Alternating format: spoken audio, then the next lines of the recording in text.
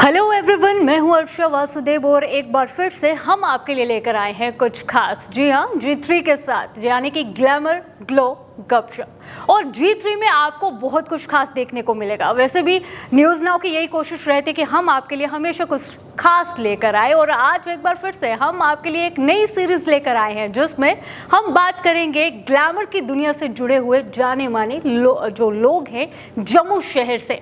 बिल्कुल, लेकिन बात यहाँ पे ये है कि ग्लैमर में सिर्फ चमकती हुई दुनिया आपको नहीं दिखेगी, उस चमकते हुए तारों की जो दुनिया है उसमें क्या चल रहा है, कितना ग्लैमर है, आज के इस एपिसोड में हम उसी की बात करेंगे। और आज पहला एपिसोड हम करने जा रहे हैं और जिसमें हमारे साथ गेस्ट मौजूद है और इनका नाम है ईशा मोदी।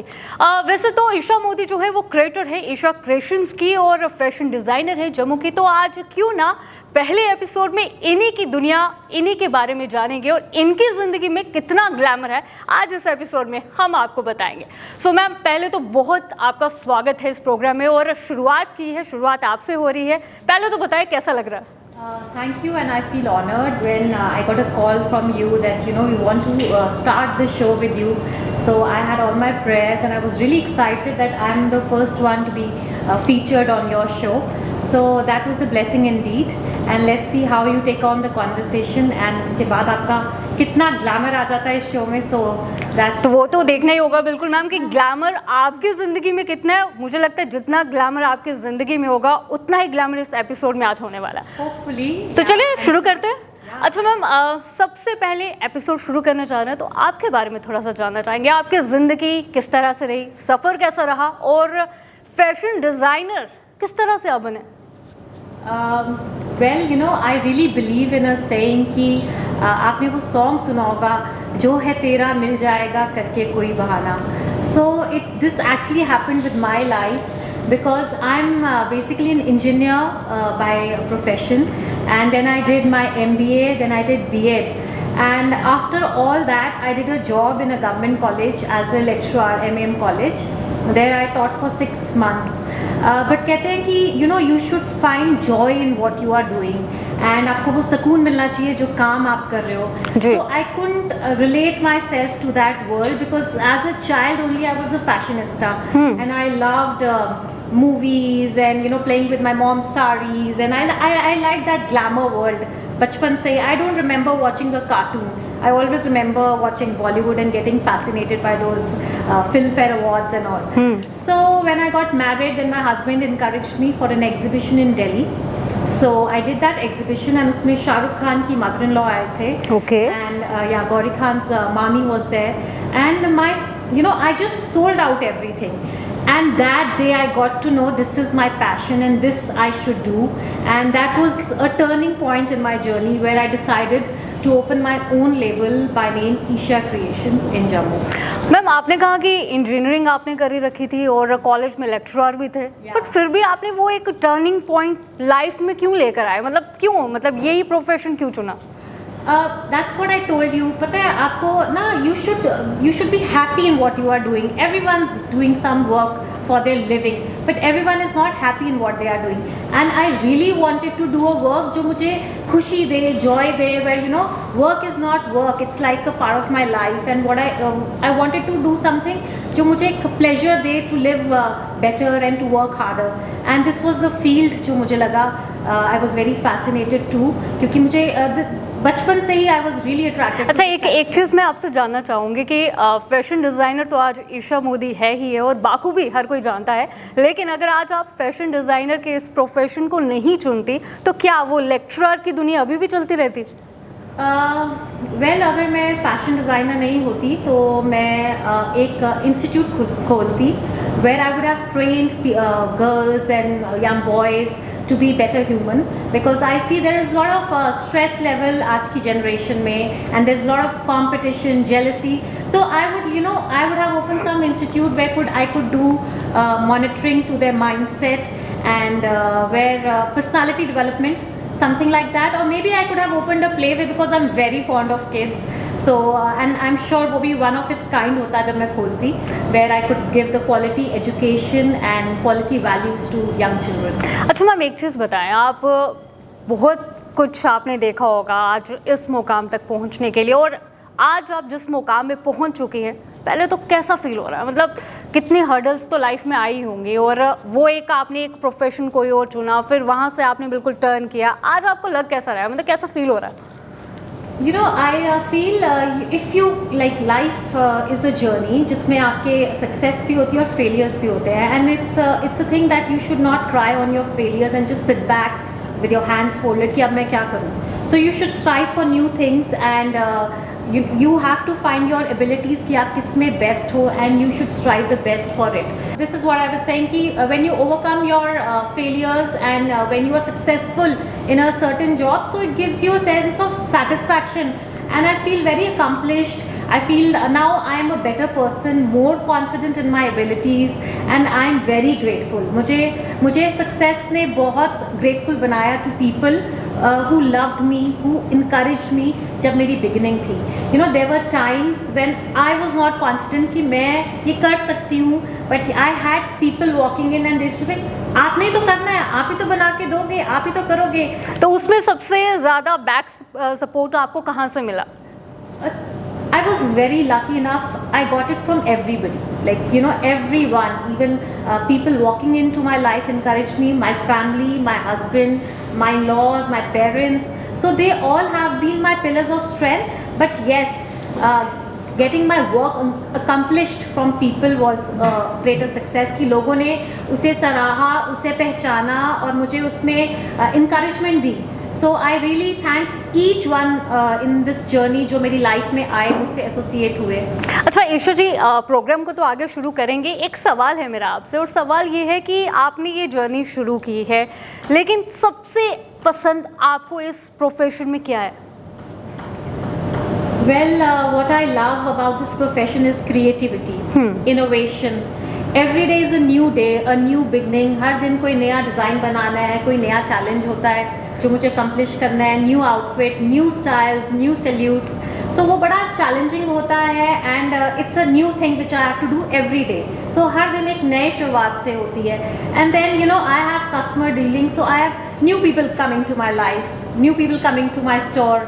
उनके from different backgrounds, their different styles, and their belief in me कि मैं करके बताऊँगी. You know, I have over the years, it's been 12 years that I've been working. इतनी ladies आती हैं who come to me, they're like, we want to get styled from you.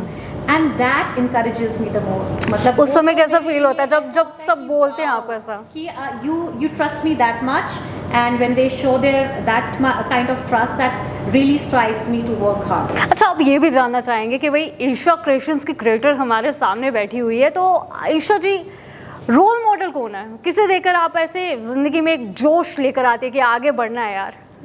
Role model, I would say every woman, you know, every woman who is confident, who is a believer, who's ready to accept herself to change for better, is an inspiration for me. But अगर आप celebrities के हिसाब से जाओ तो no doubt Priyanka Chopra and Kangana Ranaut, Wow. They are the girls of today. You know, see how they went out of their comfort zone, especially Priyanka, and she became an international star. Exactly. And आज कंगना जी ने तो politics join कर लिया, and she's a winner. So well, they really inspire me. And secondly, मुझे if you know हम जाएं spiritual side में, so I'm very inspired by B.K. Shivani.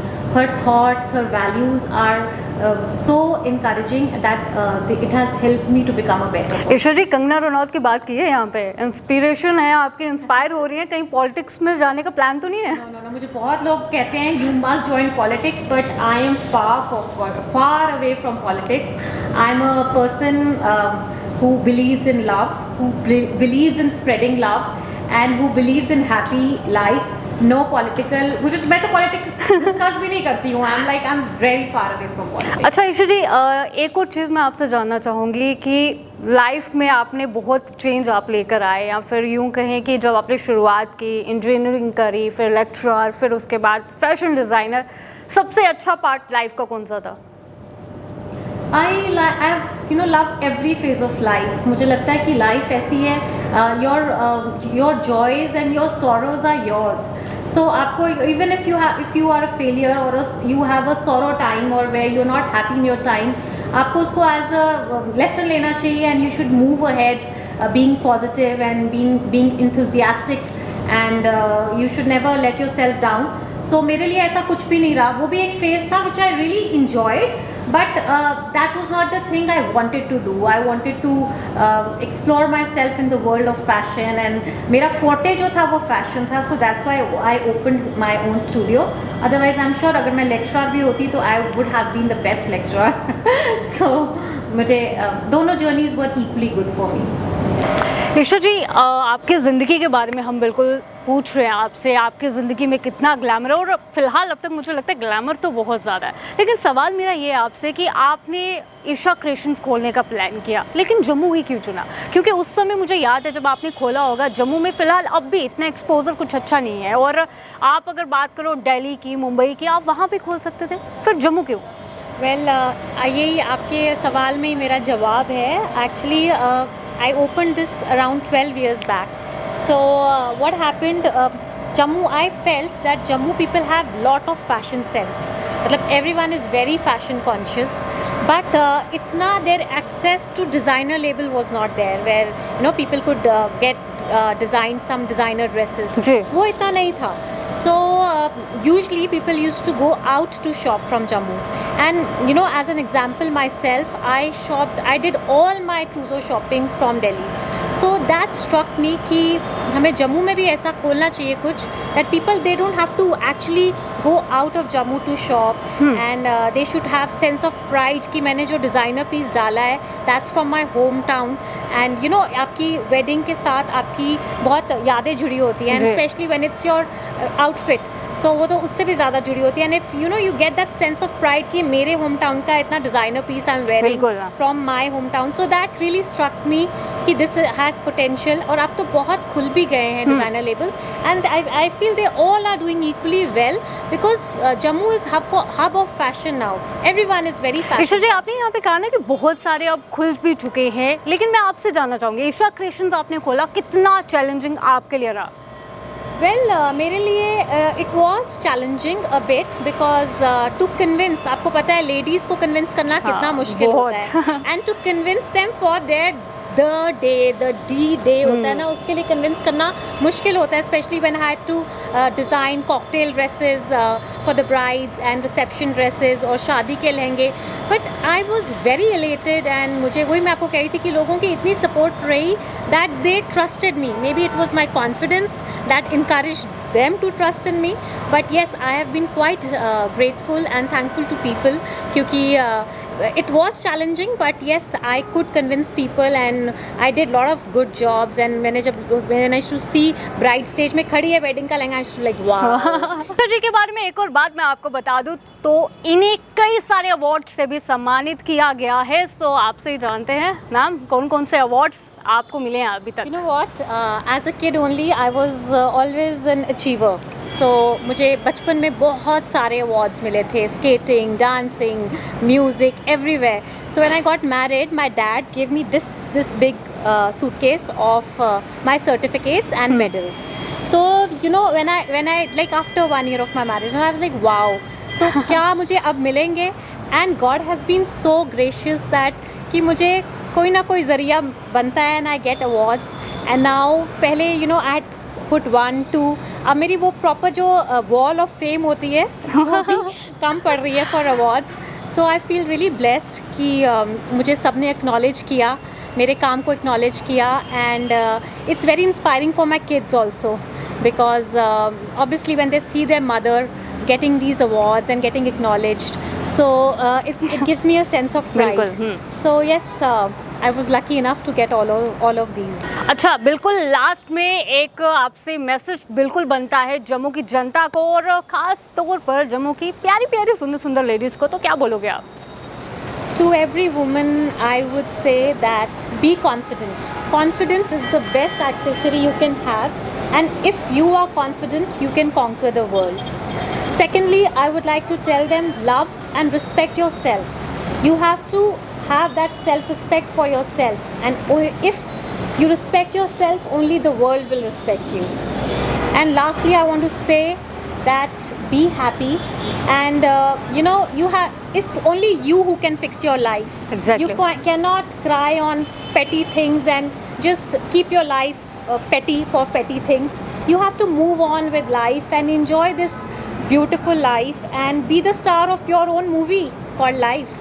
So my wishes to all of them is be happy, stay happy, and be so happy that anyone coming to your life also becomes happy. बिल्कुल, और thank you so much ma'am, आपने अपना कीमती समय हमें दिया और हमारे दर्शकों से भी आपने बातचीत की।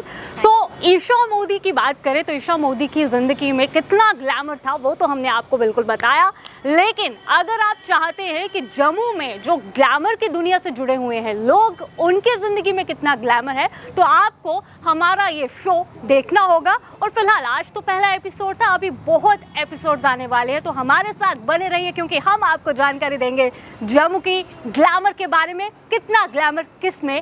आइए इस शो में ही हम आपको बताएंगे। तो फिलहाल इसी के साथ मुझे दीजिए इजाज़त, धन्यवाद।